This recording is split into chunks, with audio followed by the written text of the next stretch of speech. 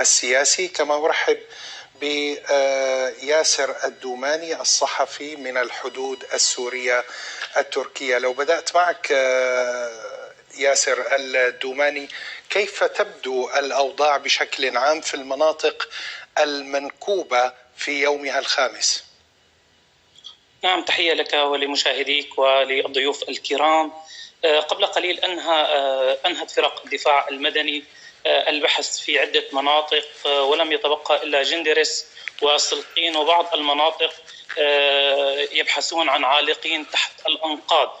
دخلت قافلة من المساعدات الأممية تحوي عدة سيارات، ما دخل من معبر باب الهوى 14 شاحنة، 14 شاحنة منها 5 شاحنات فقط تتبع للأمم المتحدة.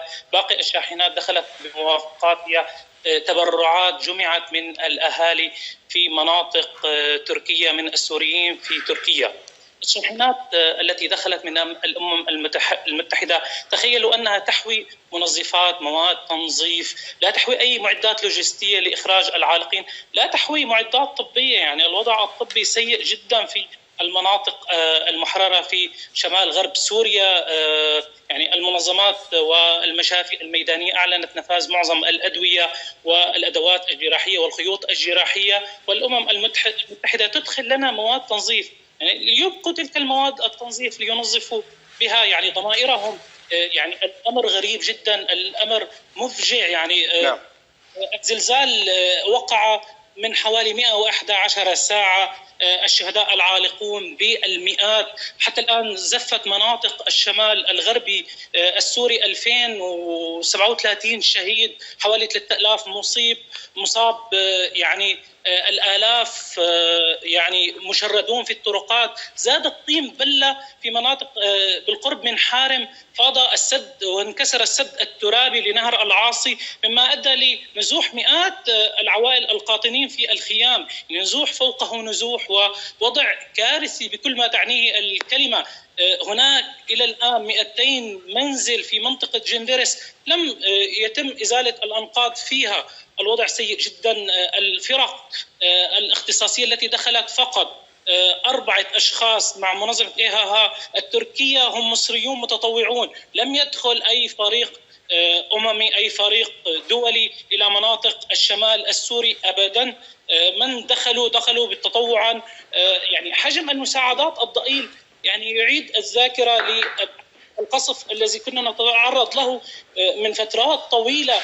كيف تركنا لوحدنا والآن نترك لوحدنا؟ ما جمع، تخيلوا، ما جمع من الأهالي من مساعدات يفوق بكثير ما جمع من الأمم المتحدة. يعني البارحة وأول البارحة الأهالي كانوا يضعون مؤنتهم وموادهم الغذائية الشحيحة للشتاء القاسي، قاموا بإخلاء منازلهم من المواد الغذائية وإرسالها للمنكوبين الذين افترشوا الطرقات، افترشوا سياراتهم، افترشوا تحت أشجار الزيتون. نعم. الأبنية 6 طوابق و7 طوابق سقطت في جندرس، وعدة مناطق في سرمدة، سلقين، عزمارين، أرمناز وغيرها. يعني 1300 بناء مدمر بشكل جزئي، 500 بناء يعني سويت على الأرض، عشرات والمئات هزات ارتدادية أخافت الناس. 15 هزة ارتدادية شعر بها أهل الشمال. وما يزال يعني النظام السوري يتاجر بمأساتنا، لم يدخل أي شيء من مناطق النظام يستلم المساعدات. نحن يعني نعزي أهلنا في حلب واللاذقية الذين دخلهم بعض المساعدات وقام النظام بسرقتها، أما الشمال الغربي من سوريا لم يدخل أي مساعدات من مناطق النظام. كيف لنظام مجرم قتل الشعب بالكيماوي؟ يعني حتى الأبنية الآن التي تدمرت في جندرس، أريد أن أقول شيئا. الأبنية التي سكنها الأهالي في جندرس هم معظمهم من النازحين من حرستا، من الغوطة الشرقية، سكنوها لأنها أبنية قديمة لا يسكنها أحد لفقرهم، خرجوا من منازلهم قبل 4 سنوات يعني بدون أي شيء، فجلسوا فيها. 250 شهيد من مدينة حرستا جلسوا في تلك المنازل في محاولة منهم يعني إيواء أهلهم وأطفالهم، ليتفاجئوا بالزلزال المدمر للبيوت الهشة. يعني الوضع كارثي بكل ما تعنيه الكلمة. الشرح يحتاج إلى كثير. الأهالي الآن يحتاجون إلى مساعدات طبية عاجلة، الأهالي يحتاجون إلى أدوية، يحتاجون إلى خيام. نحن لسنا متسولون، لا نشهد على باب الأمم المتحدة، خرجنا من أجل كرامتنا، من أجل حريتنا، لا لتهان كرامتنا، لا ليتاجر بنا القاسي والداني، لا ليتاجر بنا المجرم ليرفع العقوبات في مقابل أنه يروج لنفسه. يعني نظام مجرم، رأس النظام اليوم يضحك في حلب والناس يموتون يبحثون عن أطفالهم. يعني عشرات العوائل تحدثنا معهم، امرأة فقدت كل عائلتها، أطفال لم يبقى لهم معيل، كلهم يفترشون الطرقات، ويعني العالم صامت، وهناك من يتاجر ويستغل مصائب الشعب السوري. كان الله في عون الناس. أشكرك جزيلا الصحفي ياسر الدوماني، كنت معي عبر سكايب من الحدود السورية التركية.